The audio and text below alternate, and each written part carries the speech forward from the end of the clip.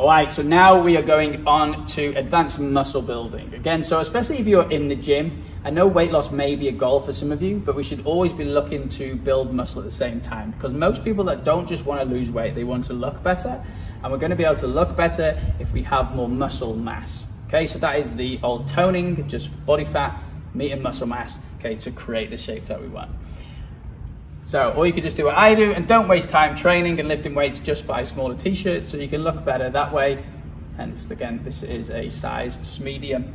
All right, so hypertrophy pyramid of importance. Hypertrophy being muscle building, okay? So we can see here from the weight management period, it's pretty much flipped on its head, okay? So at the bottom of this pyramid, you have resistance training. You cannot build muscle without putting resistance through the muscle to cause stress. Stress will then cause adaptation, okay? But you must create resistance in order to build muscle. You can have the most perfect diet in the world, okay? If you're not lifting some sort of weight, you will never be able to build muscle.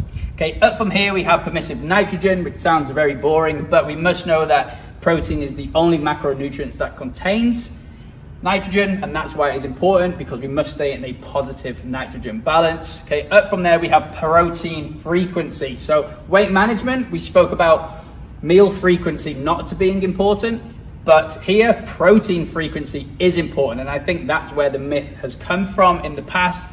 Okay, up from there you have your macronutrients again, which is proteins, fats, carbohydrates. All of this combined equals total protein, which total protein is an important part of health for many of the things, okay, not just building muscle. Ergogenic aids, so things like supplements, can help us to build muscle. Okay, nutrient timing, again, as we spoke about before, it's not overly important for anything else bar protein. Okay, and then your protein quality does really not matter.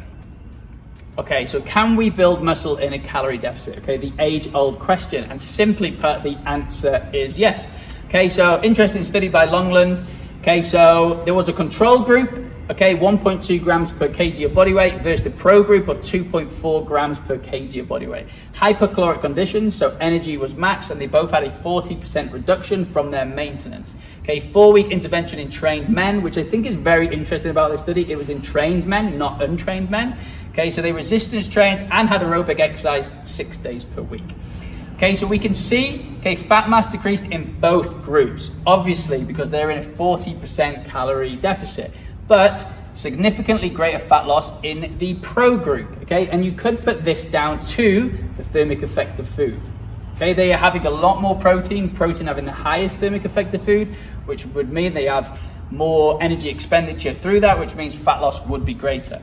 But in terms of lean body mass, so muscle mass, the pro group gained 1.2 kilograms of lean body mass and the control group 0.1. Okay, so everything else was matched. The protein was different, the timing was probably different, okay, and we can see that is a massive, massive, massive difference. So you can build muscle in a calorie deficit, but is it optimal? So is it optimal? No, but I'll explain why. Okay, so muscle protein synthesis. So is it optimal? Where did I leave it? So is it optimal? No, but I'll explain why. Okay, so muscle protein synthesis, okay, the process of building muscle mass. So to put this simply, let's think of our muscle as a brick wall, okay, and the addition of proteins is the addition of bricks, right? Which means that I'm obviously going to get massive, but sadly that is not the case, because on the other side of the wall, there is someone trying to take your bricks down, and this is called muscle protein breakdown. So as you're trying to put your bricks on, someone's trying to take them down, and the speed of these two opposing processes determines the net change of the wall. So I'll explain again. So if muscle protein synthesis exceeds muscle protein breakdown, the wall will become larger, and if muscle protein breakdown exceeds muscle protein synthesis, then the wall will shrink. Okay, so the sum of these two processes determines your net balance. So we've got net muscle protein balance, muscle protein synthesis, muscle protein breakdown. Okay, the easiest way to explain it, okay, is as a bank account. So your balance equals income v expenses. All right, so now we're going to talk about your leucine threshold. Okay, so you have 20 amino acids. Okay, the main one we're looking for, okay, is something called leucine, and it's part of the branched chain amino acids. Okay, so to stimulate muscle protein synthesis, you need to hit something called your leucine threshold. To hit your leucine threshold, we need to be having 0.3 to 0.5 grams of protein per kg of body weight, or 2.5 to 3.5 grams of leucine per serve. So let's think about leucine as the cement that holds the bricks together. And this is where some vegans and vegetarians can struggle, because a lot of their protein sources aren't complete. So we must combine protein to make a complete protein. So you could have the most perfect diet in the world, okay, in terms of the amount of protein you're eating per serve, but if you haven't got leucine, you're never going to hold those bricks together. Okay, so protein timing and distribution. Okay, so post-training, okay, obviously it was a myth back in the day. Well, some people might not know it's a myth that you must get a protein shake in as fast as you can post-training, otherwise you end up going catabolic and you end up shrinking and losing all your muscle mass, and your training session was a waste of time. We understand this is false. Okay, so rapidly absorbed protein consumed immediately after training may enhance muscle protein synthesis rates, okay, but it doesn't need to be straight away. Okay, you have an increased sensitivity to protein feedings for at least 24 hours after, but we can see optimal will be between post-training and 3 hours. Okay, so there's no need to rush home, okay, but we do want to be looking at our protein timing here. Okay, so protein timing and distribution part 2. Okay, so an even balance of protein intake at breakfast, lunch, and dinner stimulates muscle protein synthesis more effective than eating the majority of protein during the daily meal. And this is where fasting, okay, may become problematic when we are trying to build muscle mass. Okay, so we've just spoke about muscle protein synthesis v muscle protein breakdown. Now you're going large periods of time without eating, which means you're going to have more muscle protein breakdown. Okay, so something to be aware: if you're trying to build muscle, fasting is not going to be optimal. Okay, refractory periods and the muscle full effect. So we've just spoke about muscle protein synthesis. We spoke about how much protein we need to eat to hit our leucine threshold. Once we hit leucine threshold, okay, our muscle will become full. It will then send a signal to the brain to stimulate muscle protein synthesis, and that's where the build and repair of mass will happen. Okay, but for that to happen again and again and again, we must look at refractory periods, so the time between feedings. Okay, so it becomes very important. Our protein frequency becomes very important. Okay, so the muscle becomes refractory to stimulation despite sustained elevations of amino acids. Okay, so say if I eat and I nail my 0.3 to 0.5 grams per kg of body weight, and then shortly after, okay, I have another bit of protein, that won't go towards muscle protein synthesis, that will just go towards total protein. So if we're looking for every bit of protein we eat to stimulate muscle protein synthesis, we must have a refractory period between feedings. Okay, the research will show it's about 2.5 hours between feedings. For general populations and most of my clients, we go minimum 3 hours. It can be 4, it can be 5, okay, but we want to try and rate about 3 hours between feedings if we're looking to be optimal and maximize muscle growth. Okay, so what do we need to do for maximal hypertrophy? Okay, so I've pretty much planned out what you need to do. Okay, so regular servings of protein, 4 to 6 per day.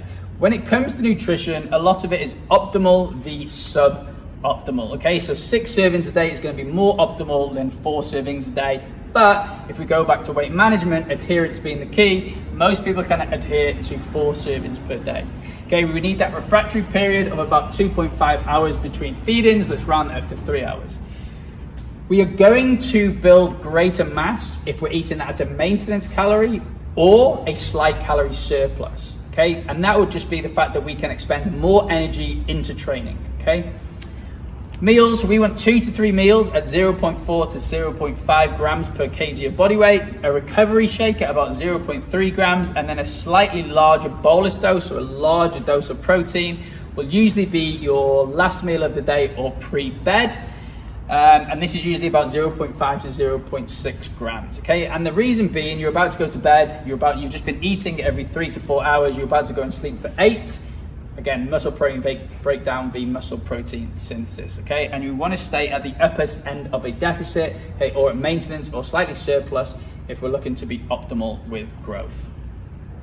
We're looking to build muscle if we're looking at ergogenic aids. There's one supplement that comes to mind, and it's the most researched supplement in the world, it's the cheapest in the world, and the evidence behind it is outstanding, okay? So that is creatine monohydrate, 100% creatine monohydrate, okay? Nothing else needs to go into it, okay? So there's been so much evidence behind this, improving many facets of our life, from our cognitive ability all the way to our sports performance. But because we're talking about hypertrophy, okay, because we're talking about muscle building, we'll stay here, okay? So it's the biggest ergogenic effect in repeated high-intensity efforts with short recovery. That could be weightlifting, that could be CrossFit, that could be functional fitness, that could be rugby, it could be football, it could be any sport, okay? Isometric strength improved after only a few days, okay? Increased in training load that can be tolerated, therefore increased hypertrophy, okay? So we can increase the amount of training load, increase the amount of volume, we can tolerate it more, which means we can increase hypertrophy. That is what we are looking for, okay? Training quality has been proven to improve, our strength has been proven to improve, and our recovery as well, which means if we recover faster, we can then train at a better intensity as well. And from all this, body composition should slightly improve. Okay, some myths around it are that it can be negative for you. There's nothing out there. There are non-responders to creatine. Okay, it's quite rare, but there are non-responders, and some people just don't like it. Okay, so how much should you be taking? Okay, so you can load it if you want it to work faster. So think about your muscle as a sponge. I could just tip a jug of water on it and saturate it nice and fast, or I could just gently just put little bits on it, and over time it will saturate. Okay, so options, you've got, I'd say 4 to 5 days at 20 grams per day over 4 5-gram doses, or 5 grams per day every day as a maintenance dose. The majority of people I deal with will just start taking 5 grams per day every single day, okay, going forward, and add it into somewhere in your day, which is going to make you adhere to it. Okay, again, suboptimal, optimal. When it comes to training, the research is training after training is the most optimal, but if we don't train every day, then we may forget to take our creatine, which then would be majorly suboptimal from there. So we've just spoke about advanced muscle building. So today you've had a great understanding of weight management, muscle building, which includes recovery and hypertrophy again. So if you have any questions, please let us know. Hopefully you take a lot from this. Everything you need to know about these topics has been put into here to give you a greater understanding, okay? So if you need to watch it a couple of times, I understand it is a confusing space and there's many nuances here, but if you have any questions, please let myself or one of the coaches know. Peace.